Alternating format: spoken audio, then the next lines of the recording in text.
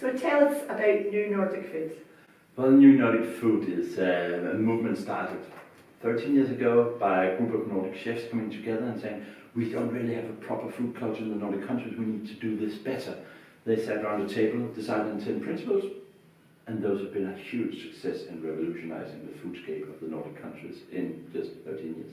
These chefs, they were great ambassadors, they were great storytellers, and they then assembled the ministers, all the Nordic ministers of food in all the 5 countries, and the ministers then declared, we want to support this idea, because the ministers could also see there's an upside in politics with this.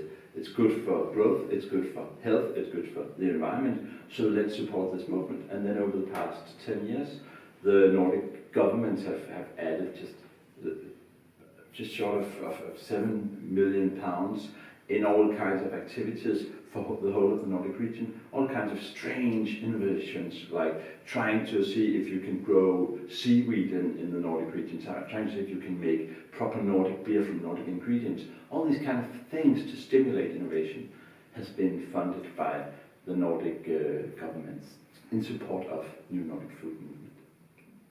So why did they think there needed to be a change in food culture? What was the challenges? Well, back then, if you went out on a fine dining, you would go to an Italian place or a Thai place or a French place, but there weren't really any proper Nordic-based foods that you could go out and eat as a pleasure. You cooked some at home, but hardly everybody was eating spaghetti bolognese. And there's just some chefs thinking, we can do this better. We have great conditions for growing vegetables, like you in Scotland, similar conditions.